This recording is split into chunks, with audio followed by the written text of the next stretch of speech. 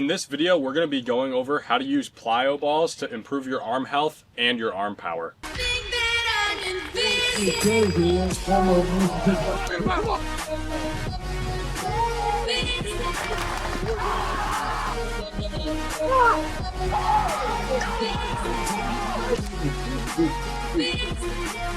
Do you want to take your training to the next level? Download the Jacked Javelin mobile app, where you have access to dozens of free resources that cover topics such as nutrition, arm care, mobility, plyometrics, and most importantly, javelin technique. We also have our free community, which connects thousands of throwers from all around the world to communicate and help each other out. You will also have the option to purchase one of our training programs written directly by me with video demonstrations of each exercise telling you exactly how many sets and reps to do, as well as the option to track your metrics so you can keep track of your progress. See you on the inside.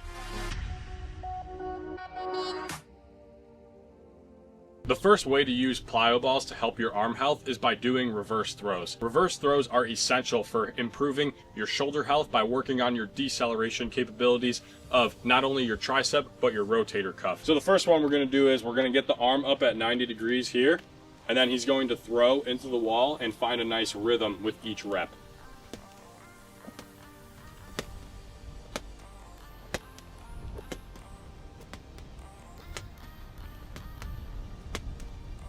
So that's a good job, and you see how when he catches it, he's stopping right here. I want to avoid having people go way down like that. Just want you focusing on being here and then up.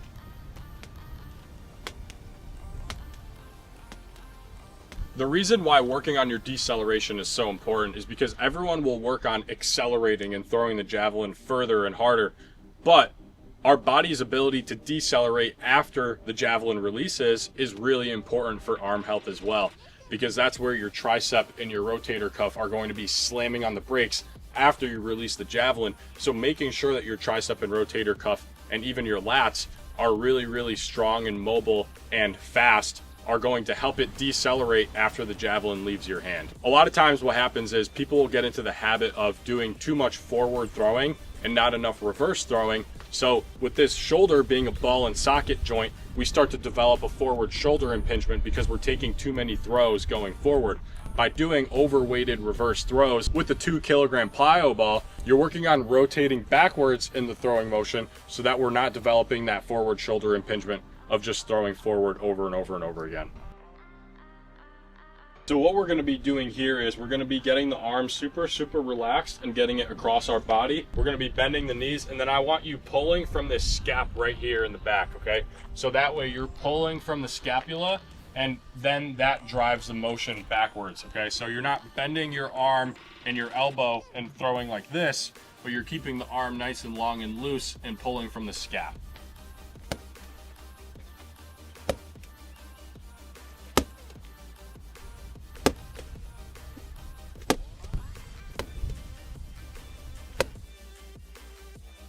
So after the first 2 reverse throws, we are using an overweight and going a little bit slower to really work on strengthening the rotator cuff. Now we're going to be doing an underweight reverse ball throw in the figure 8 pattern to work on the overspeed deceleration capabilities of the throwing arm. So what Matt's going to be doing here is we're going to be making sure that our hip is swiveling in, and as our hip swivels in, our arm will dangle across.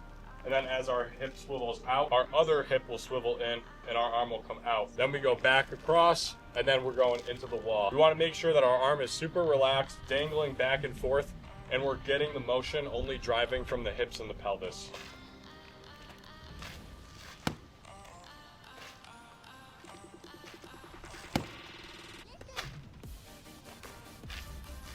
Good, 2 more.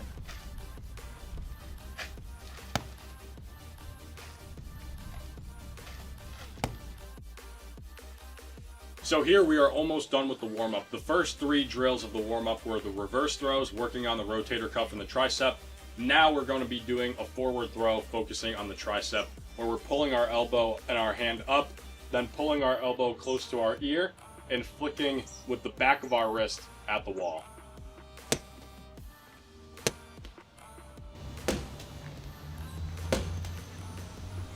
Good.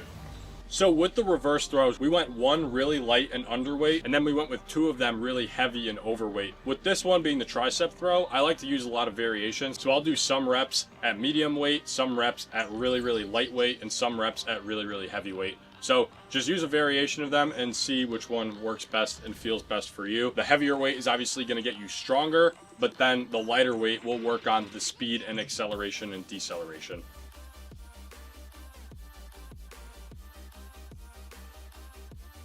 So now that we're done with the warm-up, we are going to start with an underweight plyo ball. We're starting here with the 600 gram. So for females, you could use the 400 gram. And what we're doing here is we're working on just using the hips and the pelvis to move the body and move the arms. So we're keeping our arms super, super relaxed and just letting the lower half do the work. So we're starting here with what I like to call the float and whip drill. So we're working on staying on the ball of our back foot and swiveling that back hip forward and back.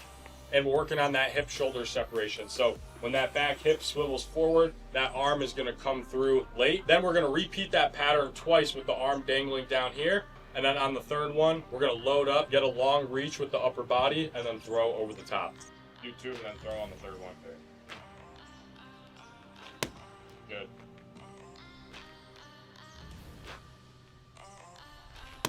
Good, last one. Nice. So a common mistake that people make with this drill is that they do not step open with their left foot.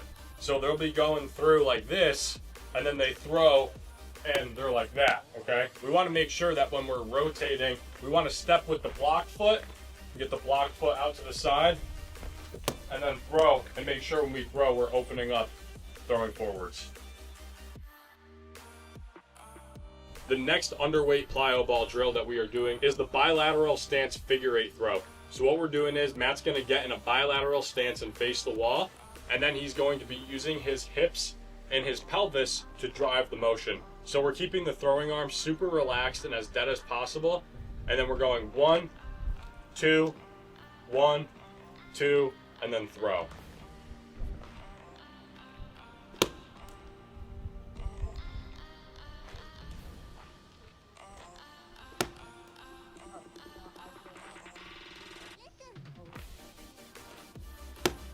So right here, watch the footwork. Watch how the back hip and the back knee is internally rotating, and he's able to then whip the arm through after the hip rotates forward. All right, so now we're going to be doing the figure 8 drill, but instead of staying in the bilateral stance, we're going into the unilateral stance. So now what we're doing is we're making sure that when we step out with the block leg, the throwing arm comes here and then comes across our body. And as we're coming back up with the throwing arm, we're then going to step and internally rotate with the back foot, and then we throw. Okay, so we're working on across the body, back, rotate the body forward, then the arm comes through. So, yep, make sure, good. Good, and then throw. There you go. Good, 4 more. Good.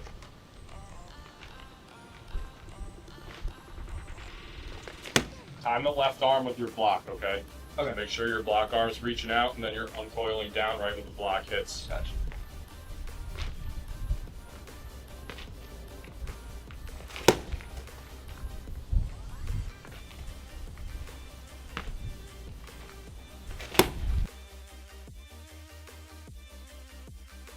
Once we're done establishing the dead arm feeling with the lighter ball throws, we are going to progress to heavier ball throws with the 1 kilogram ball. So what we're going to be doing is we're going to be doing the 3 position drill. So Matt's going to be here in the 3 position drill, which is going to start working on the penultimate, and then back foot contact, and then block. Okay, so get the arm long in the back, nice and extended, and then hop forward. So 2, and then 3. Okay, so the starting position is position 1, and then back foot contact is position 2, and then the block is position 3. What we're working on here is just really keeping an upper body nice and long, and then as he's moving forward through the throw, we are trying to progress through the 3 positions, going from the penultimate to back foot contact to the block. Because what's important about the javelin is that we're getting our lower body and upper body in sync as we are moving forward through the positions and gaining ground going in a linear fashion. Big problem with people when they hit their penultimate is they will either crash down forward too much on the block, or they lean back too much and throw it too high. So this is just having him progress, moving forward, but staying in the proper body position as he's finding those positions.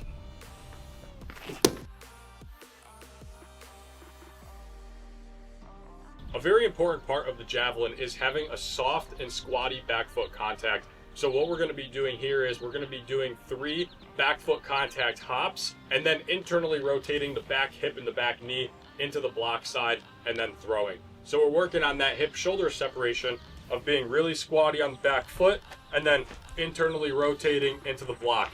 So what this does is, as you're going through the 3 hops, it helps you stay super soft on your back foot, keep your heel off the ground, make sure that your toe, your knee, your hip, and your shoulder is in a straight line the entire time. Okay, so stay stacked on the back side, 3rd hop throw. So try to get back, start back a little bit more, and then gain forward a little bit more, because on that one you were like very small, okay, and then your block was small. If you want to work on having like a decent block stride of being pretty long here, you're going to need to have each hop reflect that, okay? Because you can't go small, small, and then big, right? Yeah. You got to have small, medium, large, okay? Good, try it. So that was big from 1 to 2, and then 2 to 3, you shortened it up again. So try to get bigger as you go forward. Yeah, there you go, much better, good job. So you see how right here, what he's doing is he's bringing in energy, soft on the back foot, and then when it comes time, he's landing on the back foot and going as quick as possible from the back foot into the block, okay? And that's gonna help the hip-shoulder separation, because when your feet are quick, what happens is your back foot into the block, and then your arm is back. If you're really slow from back foot into front foot, your arm is going to start pre-bending before you hit the block, and then that's where you get that lack of hip-shoulder separation. So being really quick and squatty on the back foot is going to help you internally rotate into the block and throw.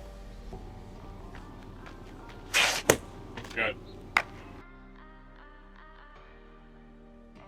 All right, now that we're done establishing the rhythm with the dead arm, the 3 positions, the back foot contact, now we're gonna go a little bit more like an actual javelin throw and just do a simple 5-step. So we're doing 2 crossovers into a penultimate, and we're gonna be starting closed, opening up into the wall, and it's going to be really key that you stay nice and bouncy on the balls of your feet the entire time. Here we are going to be using an 800-gram ball because that's the exact weight of a javelin.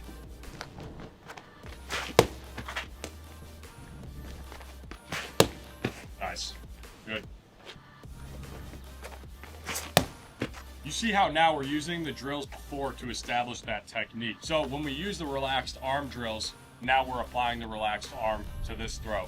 When we use the back foot contact drills, we're applying the back foot contact to this drill. When we use the 3-position drill, now we're applying the 3-position drill to this drill. So it's really important that as we progress through the training session, we're using each drill to build on top of each other and get him to a higher intensity throw that will simulate more of what you do in a javelin competition. Nice, good. 2 more.